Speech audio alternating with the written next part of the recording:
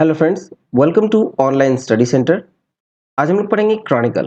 Chronicle के current affairs. ये अगस्त 2023 का डेटा है इसमें। ठीक है, इससे पहले हम लोगों ने प्रतियोगिता दर्पण को कवर किया था अगस्त 2023 का।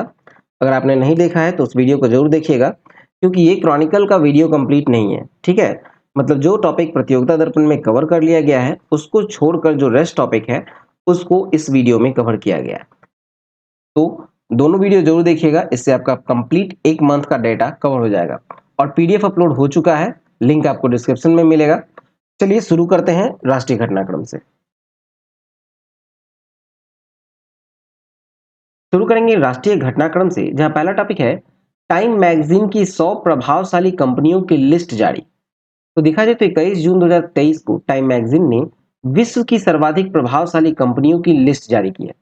और इस लिस्ट में 5 श्रेणियों में इसको बांटा गया है, जो है लीडर्स, डिसरप्टर्स, इनोवेटर्स, टाइटन्स और पायनियर्स। ठीक है, ये 5 श्रेणी में बांटा गया है।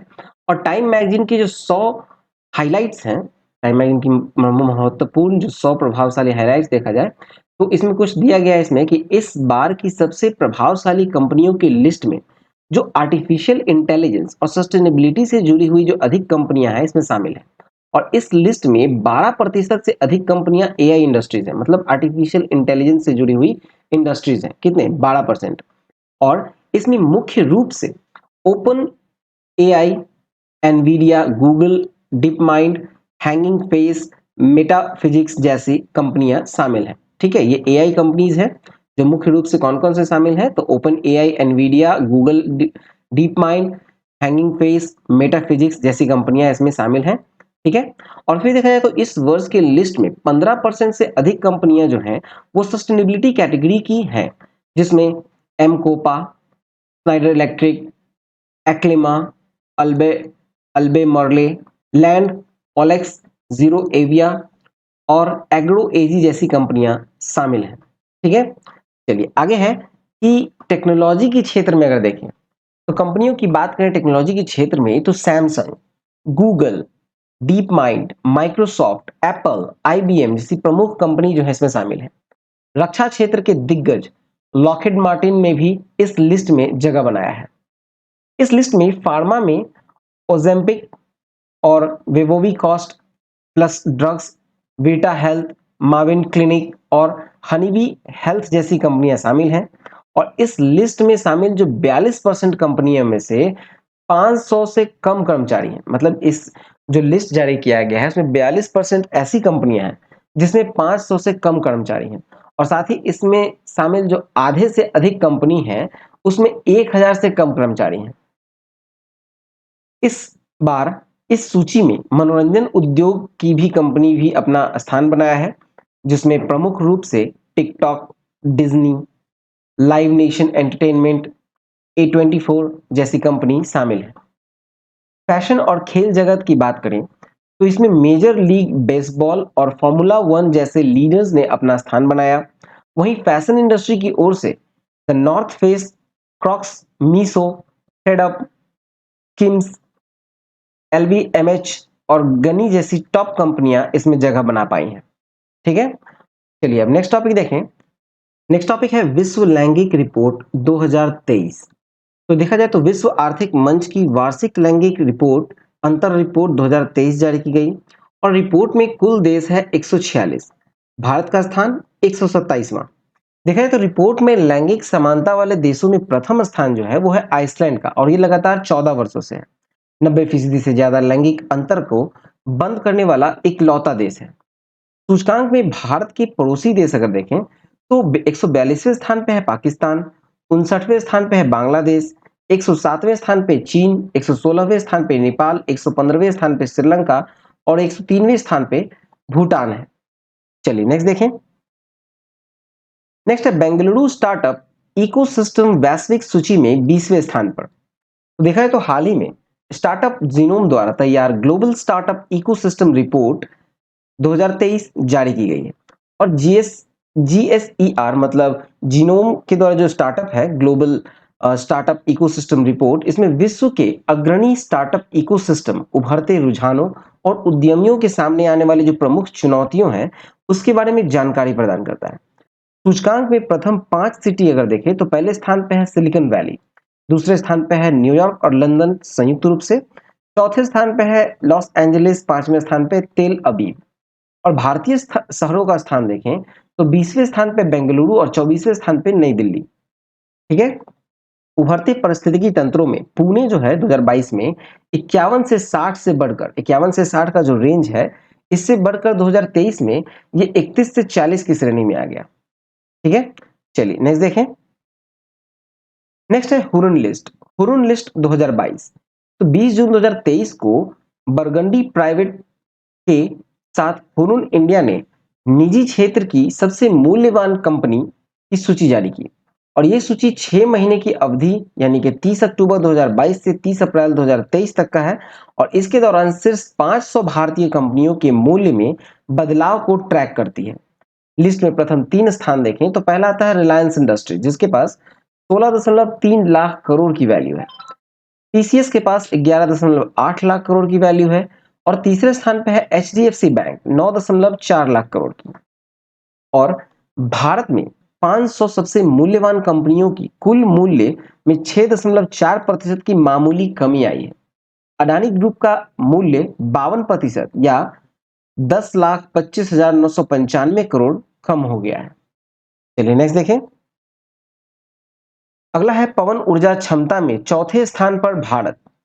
तो 15 जून 2023 को नवीन एवं नवीकरणीय ऊर्जा मंत्रालय ने नई दिल्ली में वैश्विक पवन दिवस के अवसर पर बताया कि पवन ऊर्जा क्षमता में भारत विश्व में चौथे स्थान पर पहुंच गया है। इस दिशा में साल 2022-23 में भारत के 3 राज्य जिसमें राजस्थान, गुजरात और तमिलनाडु शामिल है का विशेष योगदान रहा है। इस कार्यक्रम का उद्देश्य है भारत में पवन ऊर्जा अपनाने में तेजी लाने के तरीकों पर चर्चा करना। उत्सव का केंद्रीय विषय था पवन ऊर्जा powering the future of India. 3 राज्यों को पुरस्कार दिया गया जिसमें राजस्थान को उच्चतम पवन क्षमता वृद्धि प्राप्त करने के लिए दिया गया, गुजरात को खुली पहुंच के माध्यम से उच्चतम पवन क्षमता वृद्धि प्राप्त की और तमिलनाडु को पवन टरबाइनों को पुनः शक्ति प्रदान करने की शुरुआत करने के लिए दिया गया। ठीक है। चलिए नेक्स्ट देखें। नेक्स्ट है मर्सर की रिपोर्ट में मुंबई सबसे महंगा शहर। तो मर्सर के जीवन यापन की लागत सर्वे 2023 के अनुसार वैश्विक रूप से 5 महाद्वीपों के 227 शहरों में मुंबई 147वें स्थान पर है।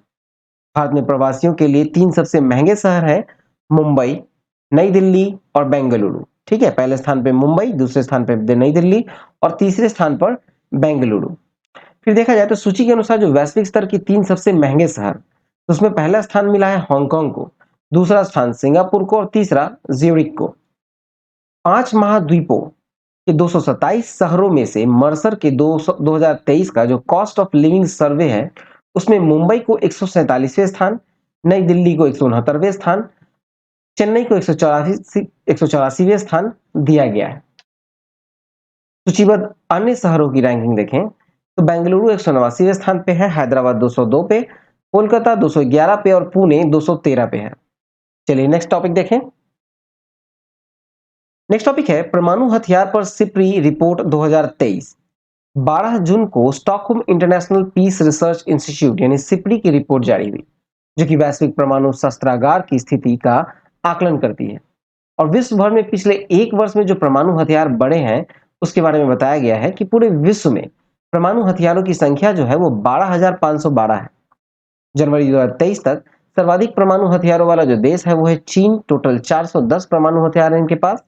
और 2022 के परमाणु शक्ति संपन्न सभी 9 देश अपने परमाणु आयुध भंडार को शक्तिशाली और आधुनिक बनाने में जुटे रहे हैं, जिनमें यह देश अमेरिका, रूस, यूनाइटेड किंगडम, भारत, पाकिस्तान, उत्तर कोरिया और इजराइल है।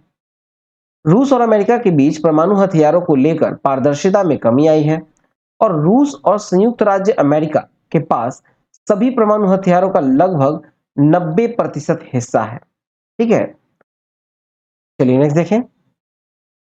नेक्स्ट है उत्तर भारत का पहला स्किन बैंक नई दिल्ली के सफदरगंज अस्पताल में। तो देखा जाए तो 20 जून को उत्तर भारत का पहला स्किन बैंक नई दिल्ली के सफदरगंज अस्पताल में उद्घाटन किया गया। यह सुविधा एक भंडार के रूप में कार्य करती है जहां मृत दाता अपनी त्वचा का दान करते हैं। जो डेड हो जाते हैं वो अपने स्किन यानी त्वचा का दान कर देते हैं ताकि उसका उपयोग किया जा सके किसी के जलने के उपचार के लिए। ठीक है। मृत दाता मृत्यु के 6 घंटे के भीतर अपने त्वचा दान कर सकते हैं और एक बार दान करने के बाद त्वचा एक प्रसंस्करण प्रक्रिया से गुजरती है और फिर जलने और आघात के रोगियों के इलाज के लिए इसका उपयोग किया जा सकता है। ये गंभीर रूप से जलने और चोटों में पीड़ित व्यक्तियों के लिए जीवन की बेहतर गुणवत्ता प्रदान करने की योगदान देगा। ठीक है। देश में कुल 16 स्किन बैंक हैं। ठीक है। देश में कुल 16 स्किन बैंक है जहां मृत व्यक्तियों की त्वचा दान की जा सकती है। 16 स्किन बैंकों में से 7 महाराष्ट्र में, 4 चेन्नई में, 3 कर्नाटका में और 1 मध्य प्रदेश में और 1 उड़ीसा में स्थित है।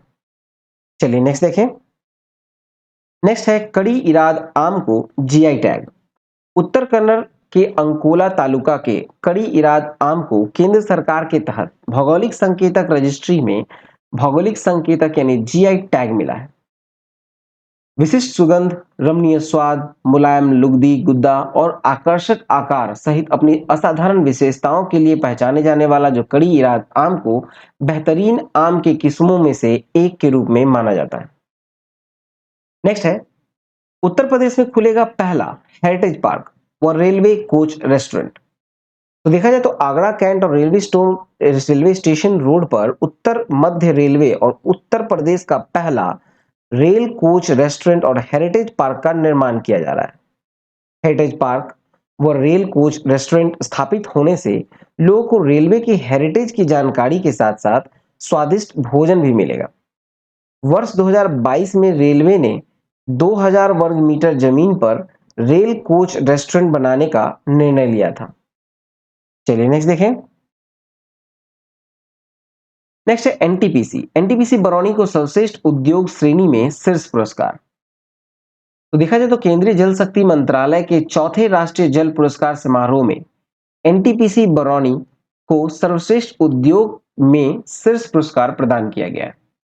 17 जून 2023 को उपराष्ट्रपति जगदीप धनखड़ के नई दिल्ली में विज्ञान भवन में पुरस्कार प्रदान किया और चौथी राष्ट्रीय जल पुरस्कार समारोह में सर्वश्रेष्ठ राज्यों की श्रेणी में बिहार जो है वो तीसरे स्थान पर है। उपराष्ट्रपति द्वारा बिहार के ग्रामीण विकास विभाग के सचिव डॉक्टर एन सरवण कुमार तथा जल जीवन हरियाली मिशन के निदेशक राहुल कुमार को यह पुरस्कार प्रदान किया गया है। चलिए नेक्स्ट देखें। अगला टॉपिक है लखीसराय में 2000 वर्ष पुरानी कुषाण कालीन मूर्ति मिला। तो देखा जाए तो 11 जून 2023 को बिहार के लखीसराय जिले के चानन प्रखंड के क्यूल नदी पर स्थित रामपुर बालू घाट पर अष्टधातु की कुषाण कालीन पुरातात्विक महत्व की कीमती मूर्ति मिली है। कीमती मूर्ति मिली और पुरातत्वविद के अनुसार यह प्रतिमा 2000 वर्ष पुरानी कुषाण कालीन है। लखीसराय के रामपुर में मिली मूर्ति कुषाण काल साल भंजिका मोक्ष देवी की है और इस मूर्ति को बौद्धों से संबंधित लोक देवी कहा जा रहा है। बुद्ध जन्म दृश्य से संबंधित मूर्ति में माया देवी को ताल वृक्ष को पकड़ते हुए दिखाया गया है। ठीक है। चलिए नेक्स्ट देखें। नेक्स्ट है डीआरडीओ द्वारा अग्नि प्राइम बैलिस्टिक मिसाइल का सफलतापूर्वक परीक्षण। तो देखा जाए तो 7 जून को नई पीढ़ी बैलिस्टिक मिसाइल अग्नि प्राइम का जो है रक्षा अनुसंधान जो है डीआरडीओ ने उड़ीसा के तट के डॉक्टर एपीजे अब्दुल कलाम द्वीप से सफलतापूर्वक उड़ान परीक्षण किया। यह मिसाइल के 3 सफल विकास परीक्षणों के बाद यूजेस द्वारा आयोजित पहला प्री इंडक्शन लाइट लॉन्च था जो सिस्टम की सटीकता और विश्वसनीयता को मान्य करता है। अग्नि प्राइम मिसाइल जो है वो अग्नि सीरीज की एक नई जनरेशन की मिसाइल है जिसका वजन 11,000 किलोग्राम है और मारक क्षमता 2000 किलोमीटर है। यह मिसाइल एक साथ कई टारगेट को ध्वस्त कर सकता है।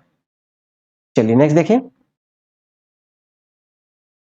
अब मूव करते हैं अंतरराष्ट्रीय घटनाक्रम में जहां पहला है पेटेरी ओर्पो को फिनलैंड के नए प्रधानमंत्री। तो देखा जाए तो 20 जून को फिनलैंड कंजर्वेटिव पार्टी के नेता पेटेरी ओर्पो को संसद ने देश का नया प्रधानमंत्री चुना है और पेटेरी ओर्पो के पक्ष में संसद में 107 सदस्यों ने समर्थन में मत दिया और 81 ने विरोध में किया और 11 जो है वो अनुपस्थित रहे। ठीक है। ओर्पो एक गठबंधन सरकार का नेतृत्व करेंगे जिसमें दूर दक्षिणपंथी फिन्स पार्टी सहित 4 दल शामिल हैं। राष्ट्रपति साउली निनिस्तो औपचारिक रूप से पेटरी ओर्पो को नए प्रधानमंत्री के रूप में नियुक्त किया है।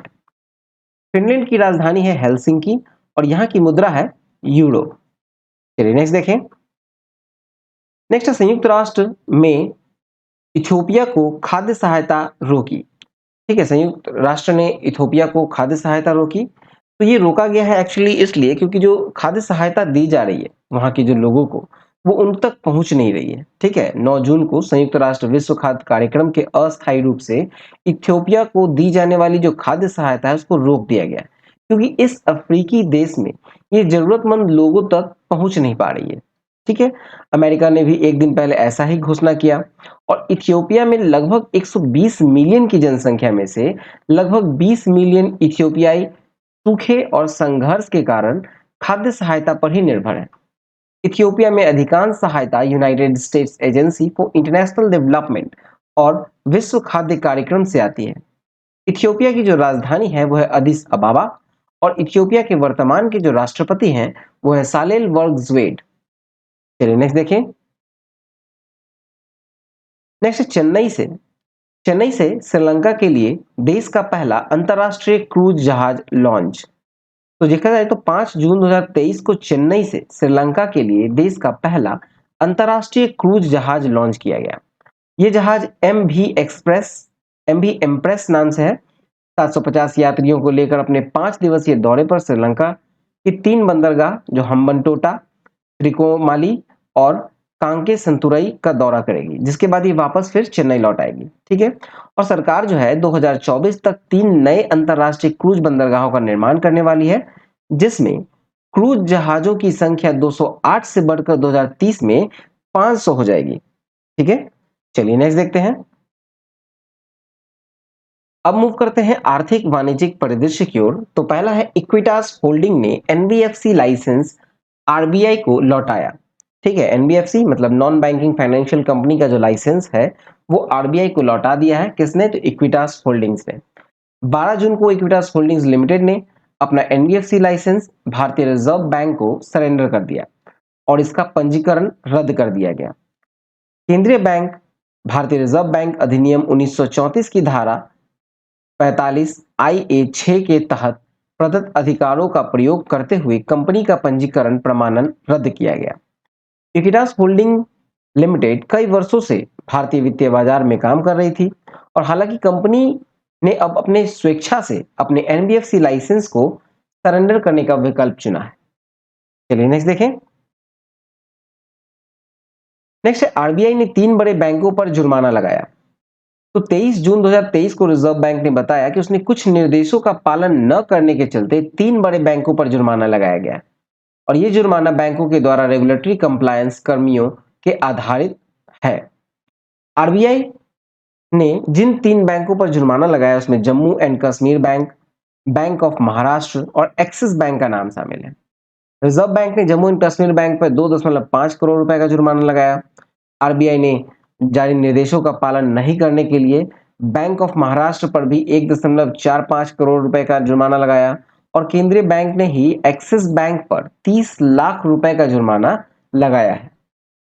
चलिए नेक्स्ट देखें। नेक्स्ट है 2023-24 में मुद्रास्फीति 5.1% रहने का आरबीआई का अनुमान। तो रिजर्व बैंक के गवर्नर शक्तिकांत दास ने 8 जून मौद्रिक नीति समिति की बैठक के नतीजों की घोषणा करते हुए जानकारी दी कि रिजर्व बैंक के अनुमान है कि 2023-24 में उपभोक्ता मूल्य सूचकांक आधारित मुद्रास्फीति 5.1% रहेगी। चलिए नेक्स्ट देखें। नेक्स्ट है एसबीआई ने बेंगलुरु में प्रोजेक्ट कुबेर लॉन्च किया। ठीक है, देखा जाए तो 2 जून को एसबीआई यानी भारतीय स्टेट बैंक बेंगलुरु सर्कल ने अपने ग्राहकों की बैंकिंग जरूरतों को पूरा करने के लिए प्रोजेक्ट कुबेर लॉन्च किया है। इसका उद्देश्य है बेंगलुरु सर्कल में ग्राहकों को विभिन्न बैंकिंग आवश्यकताओं को पूरा करना और इस परियोजना में 4 लेन-देन बैंकिंग हब और एक कॉर्पोरेट वेतन पैकेज हब की स्थापना शामिल है।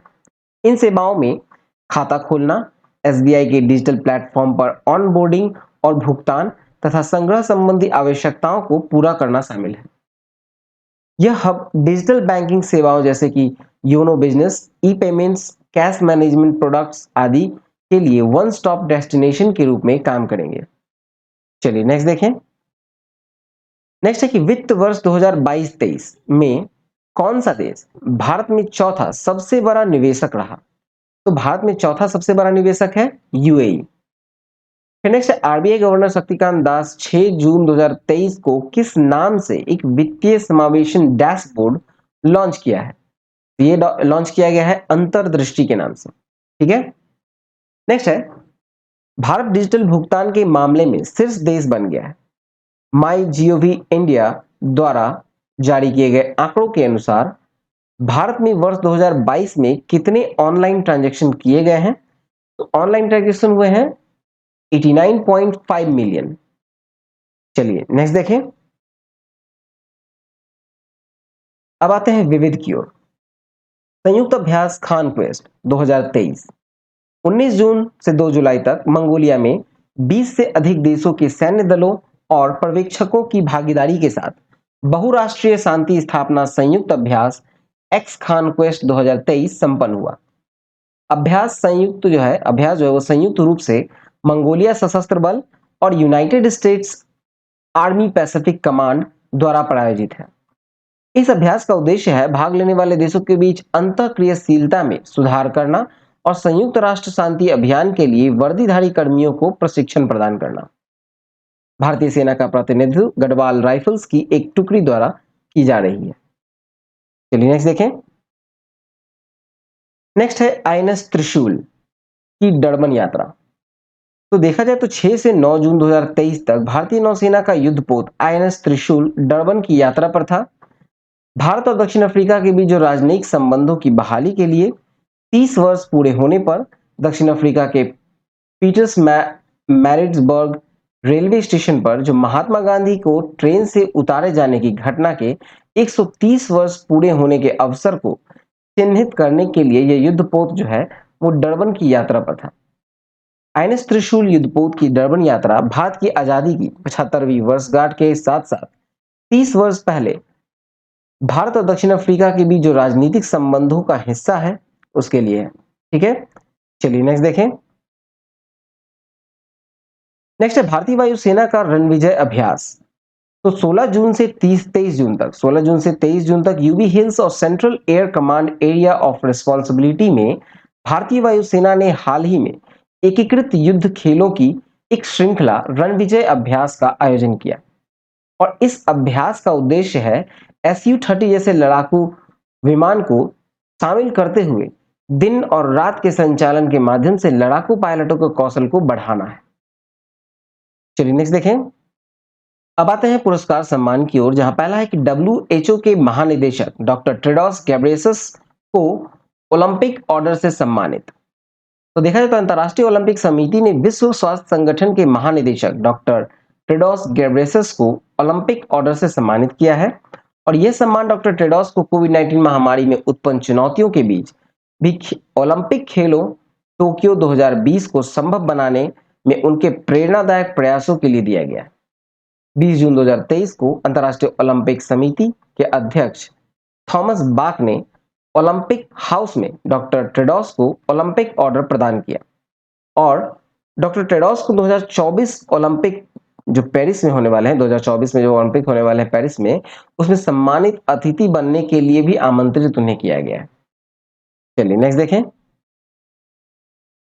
नेक्स्ट है सलमान रुश्दी। सलमान रुश्दी को जर्मन बुक ट्रेड 2023 का शांति पुरस्कार।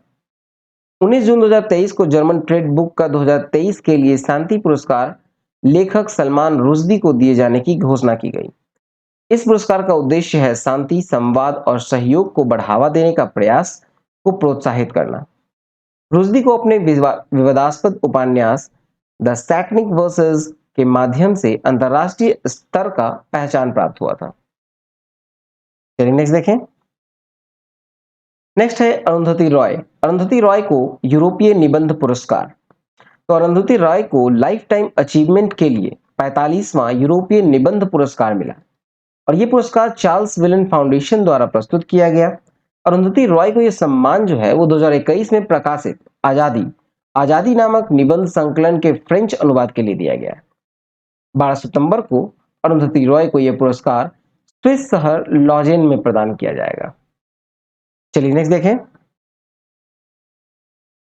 नेक्स्ट है रामचंद्र गुहा की पुस्तक को एलिजाबेथ लॉन्गफोर्ड पुरस्कार। भारतीय इतिहासकार और लेखक रामचंद्र गुहा की पुस्तक rebels against the Raj western fighters India freedom ऐतिहासिक जीवनी 2023 के लिए एलिजिबल पुरस्कार जीता है। ठीक है, एलिजाबेथ पुरस्कार जीता है। और पुस्तक ब्रिटेन, अमेरिका और आयरलैंड के साथ व्यक्तियों की कहानी बताती है जो ब्रिटिश शासन के खिलाफ भारत की आजादी की लड़ाई में शामिल हुए थे। ललिता नटराजन को 2023 का इकबाल मसीहा पुरस्कार। तो देखा जाए तो 30 मई को चेन्नई में अमेरिकी महावाणिज्य दूतावास में एक समारोह में चेन्नई स्थित वकील और कार्यकर्ता ललित नटराजन को बाल श्रम उन्मूलन के लिए अमेरिकी श्रम विभाग से 2023 इकबाल मसीहा पुरस्कार प्रदान किया गया। नटराजन ने दक्षिण भारत में शोषक बाल श्रम को समाप्त करने के लिए कार्य के लिए और तस्करी के शिकार बच्चों की पहचान की है। ठीक है, चलिए नेक्स्ट देखें। अब आते हैं नियुक्ति यानी अपॉइंटमेंट्स की ओर। तो देखा जाए तो ब्रिटेन के पाकिस्तान में पहली महिला उच्चायुक्त नियुक्त हुए हैं जेन मैरियट। नेक्स्ट है एनएचपीसी। एनएचपीसी के निदेशक नियुक्त हुए हैं उत्तम लाल। अगला है हिंदुजा समूह के अध्यक्ष के रूप में पदभार ग्रहण किया। तो ये गोपीचंद हिंदुजा ने पदभार ग्रहण किया है हिंदुजा समूह के अध्यक्ष के रूप में। नेक्स्ट भारतीय विशिष्ट पहचान प्राधिकरण का मुख्य कार्यकारी अधिकारी यानी सीईओ किसे नियुक्त किया गया? तो ये नियुक्त हुए हैं अमित अग्रवाल। फिर सीमा सुरक्षा बल के महानिदेशक यानी डीजी नियुक्त हुए हैं नितिन अग्रवाल, केरल के आईपीएस अधिकारी हैं। Credit bureau TransUnion CIBIL के नए कार्यकारी जो गैर कार्यकारी अध्यक्ष नियुक्त हुए हैं वो हैं वी अनंत रमन। ठीक है, सिविल के यानी कि क्रेडिट ब्यूरो ट्रांस यूनियन के जो नए गैर कार्यकारी अध्यक्ष नियुक्त हुए हैं वो है वी अनंत रमन। चलिए नेक्स्ट देखते हैं। आगे है कि कंटेनर कॉर्पोरेशन ऑफ इंडिया यानी कॉनकोर, कॉनकोर के अगले अध्यक्ष और प्रबंध निदेशक बने हैं संजय स्वरूप। नेक्स्ट है कि विश्व मौसम विज्ञान संगठन के नए अध्यक्ष नियुक्त हुए हैं डॉक्टर अब्दुल्ला अल मंडोस। अगला है कि यूको बैंक के एमडी एंड सीईओ नियुक्त हुए हैं अश्वनी कुमार। नेक्स्ट है स्टील अथॉरिटी ऑफ इंडिया यानी सेल के नए अध्यक्ष नियुक्त हुए हैं अमरिंदु प्रकाश। फिर नेक्स्ट है कि solar energy corporation of India limited के एमडी नियुक्त हुए हैं अजय यादव। चलिए नेक्स्ट देखें। अब मूव करते हैं हम लोग निधन की ओर। तो पहला है कॉमैक मैकार्थी। ये पुलित्जर पुरस्कार विजेता हैं लेखक कॉमैक मैकार्थी, जिनका 13 जून 2023 को निधन हो गया। और मैकार्थी को 2007 में उनके उपन्यास द रोड के लिए पुलित्जर पुरस्कार दिया गया था। फिर नेक्स्ट है गीतांजलि अय्यर। गीतांजलि अय्यर जो है वो राष्ट्रीय प्रसारक दूरदर्शन पर भारत की पहली अंग्रेजी महिला समाचार प्रस्तुतकर्ताओं में से एक है गीतांजलि अय्यर, इनका निधन हो गया। नेक्स्ट है अम्मा अता एड्डू। घाना की प्रतिष्ठित लेखिका अम्मा अता एड्डू का 81 वर्ष की आयु में निधन हो गया। नेक्स्ट है वेद कुमारी घई। वेद कुमारी घई जो है वो संस्कृत और डोगरी भाषा की विद्वान वेद कुमारी घई को 91 वर्ष की आयु में निधन हो गया। चलिए नेक्स्ट देखें। अब मूव करते हैं पुस्तक की ओर यानी बुक्स। तो बुक्स में देखें तो पहला है the power of one thought. The power of one thought, master your mind, master your life. इसके लेखक हैं बीके शिवानी। नेक्स्ट है नालंदा। नालंदा के लेखक हैं अभय के। फिर नेक्स्ट है अजय टू योगी आदित्यनाथ। इसके लेखक हैं शांतनु गुप्ता। नेक्स्ट है रिंग साइड। रिंग साइड के लेखक हैं डॉक्टर विजय दर्डा। चलिए नेक्स्ट देखें। अब आते हैं खेलकूद की ओर। तो पहला है चर्चित खेल व्यक्तित्व में देखें तो रोनाल्डो। रोनाल्डो जो कि पुर्तगाल के कप्तान क्रिस्टियानो रोनाल्डो 200 अंतर्राष्ट्रीय फुटबॉल मैच खेलने वाले विश्व के पहले पुरुष खिलाड़ी बन गए। इस मामले में उन्होंने कुवैत के बादर अल मुतावा के 196 मैचों का रिकॉर्ड को तोड़ दिया है और रोनाल्डो फुटबॉल के प्रतिष्ठित अवार्ड बैलन डियोर को 5 बार जीत चुके हैं। नेक्स्ट है रविचंद्रन अश्विन। 21 जून 2023 को आईसीसी द्वारा जो जारी टेस्ट रैंकिंग है उसमें भारत के ऑफ स्पिनर रविचंद्रन अश्विन 860 अंकों के साथ गेंदबाजों के बीच शीर्ष स्थान बरकरार रखा है। नेक्स्ट है जो रूट। इंग्लैंड के जो रूट विश्व के शीर्ष क्रम के बल्लेबाज बन गए हैं, ठीक है, टेस्ट रैंकिंग में। चलिए नेक्स्ट देखें। नेक्स्ट है भवानी देवी ने एशियाई तलवारबाजी चैंपियनशिप में कांस्य पदक जीता। 19 जून 2023 को भवानी देवी चीन के वुक्सी में एशियाई तलवारबाजी चैंपियनशिप में कांस्य पदक जीता। भवानी देवी ऐसा करने वाली पहली भारतीय तलवारबाज बनी है।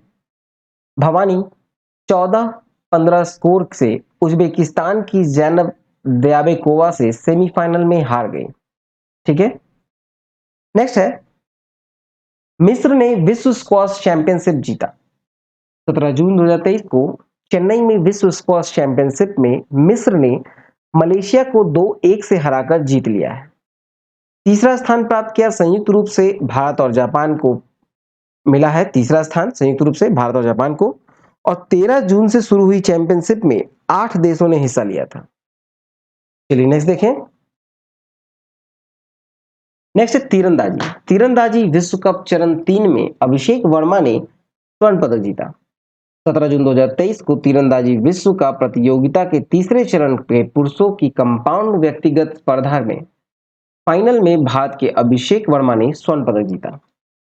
इस पदक के साथ ही अभिषेक ने इस वर्ष मैक्सिको में 9-10 सितंबर 2023 को होने वाले जो तीरंदाजी विश्व कप फाइनल है उसमें अपनी जगह बना ली है। अभिषेक वर्मा का यह तीसरा व्यक्तिगत विश्व कप स्वर्ण पदक है। चलिए नेक्स्ट देखते हैं। नेक्स्ट है उरुग्वे। उरुग्वे ने इटली को हराकर अंडर 20 फुटबॉल विश्व कप जीता।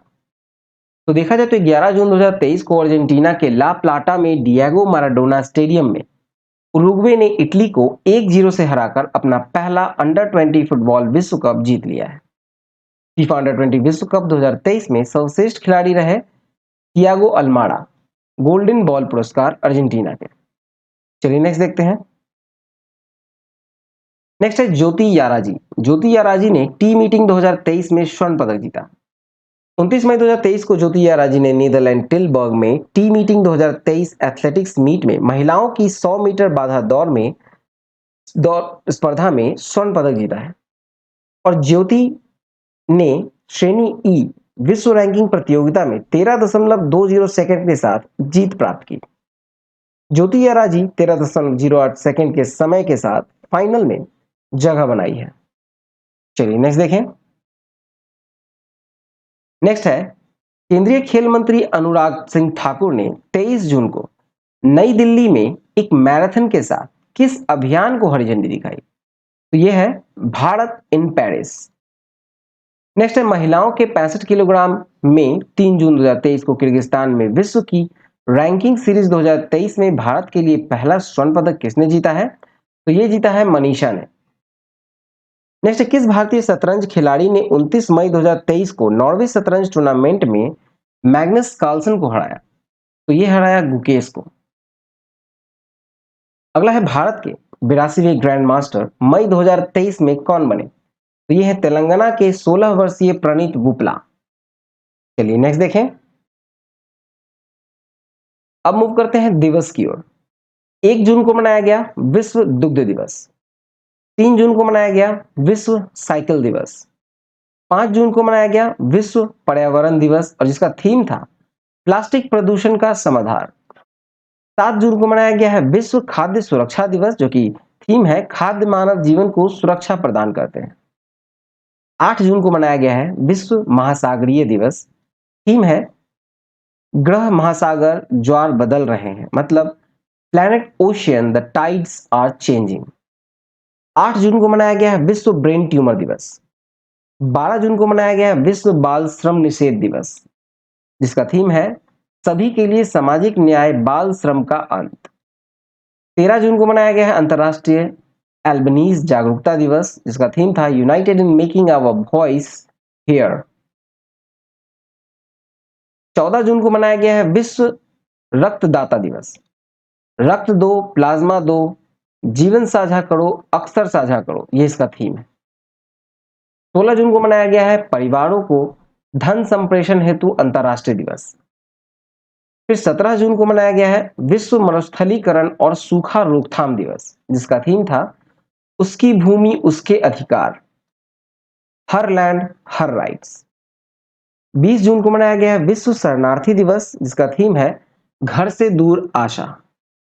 21 जून को मनाया गया है विश्व संगीत दिवस।